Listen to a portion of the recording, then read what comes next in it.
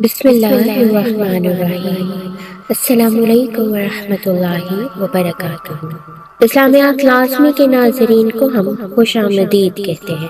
عزیز ناظرین، اسلام سے پہلے دور جاہلیت میں سفر کے متعلق اہل عرب کے مختلف اور عجیب و غریب توہمات تھے، جن کا ذکر محدثین کرام نے تفصیل سے کیا ہے۔ سفر کے متعلق اہل عرب کا یہ گمان تھا کہ اس سے مراد وہ سانپ ہے جو انسان کے پیٹ میں ہوتا ہے اور بھوک کی حالت میں انسان کو ڈستا اور کاٹتا ہے۔ چنانچہ بھوک کی حالت میں جو تکلیف ہوتی ہے وہ اسی کے ڈسنے سے ہوتی ہے۔ بعض اہل عرب کا یہ نظریہ تھا کہ سفر سے مراد پیٹ کا وہ جانور ہے جو بھوک کی حالت میں بھڑکتا ہے اور جوش مارتا ہے، اور جس کے پیٹ میں ہوتا ہے بسا اوقات اس کو جان سے بھی مار دیتا ہے۔ نیز اہل عرب اس کو خارش کے مرض والے سے زیادہ متعدی مرض سمجھتے تھے۔ عزیز ناظرین، بعض عربوں کے نزدیک سفر ان کیڑوں کو کہتے ہیں جو جگر اور پسلیوں کے سرے میں پیدا ہو جاتے ہیں، جن کی وجہ سے انسان کا رنگ بالکل پیلا ہو جاتا ہے، جس کو طب کی اصطلاح میں یرقان کہا جاتا ہے۔ بعض لوگ یہ بھی کہتے ہیں کہ سفر ایک مشہور مہینہ ہے جو محرم اور ربیع الاول کے درمیان آتا ہے۔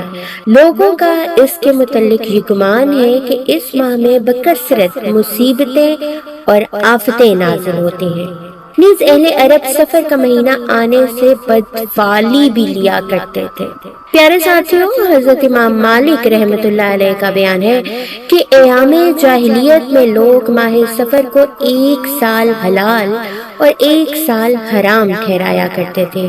اس کی وجہ یہ ہے کہ کبھی اہل عرب ماہ سفر کو، جو ان کے نزدیک محترم مہینوں میں سے ہے، جس میں جنگ و جدال حرام سمجھتے تھے، وہ ماہ محرم کو بڑھا کر سفر کو بھی اس میں شامل کر لیتے اور جنگ و جدال کو سفر میں بھی ناجائز قرار دیتے، اور کبھی سفر کو محرم سے علیحدہ قرار دے کر محترم مہینوں سے اس کو خارج کر دیتے اور اس میں جنگ و جدال مباح سمجھتے تھے۔ پیارے ساتھیوں، اب ہم بات کریں گے سفر کے متعلق دور حاضر کے لوگوں کے خیالات کے متعلق۔ اگر آپ نے ابھی تک ہمارے چینل کو سبسکرائب نہیں کیا تو سبسکرائب کر لیجئے۔ ویڈیو اگر اچھی لگے تو اسے لائک ضرور کیجئے، بیل آئیکن کو کلک کر لیجئے تاکہ آئندہ آنے والی تمام ویڈیوز آپ تک بر وقت پہنچ سکے۔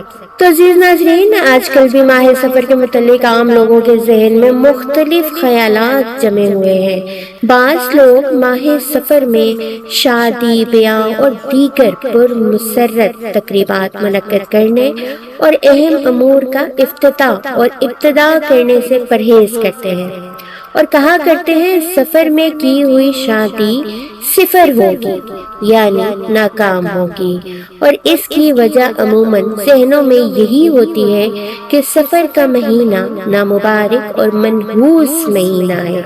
چنانچہ سفر کا مہینہ گزارنے کا انتظار کرتے ہیں اور پھر ربیع الاول کے مہینے سے اپنی تقریبات شروع کرتے ہیں۔ اس وہم پرستی کا دین سے کوئی واسطہ نہیں، یہ محض باطل ہے۔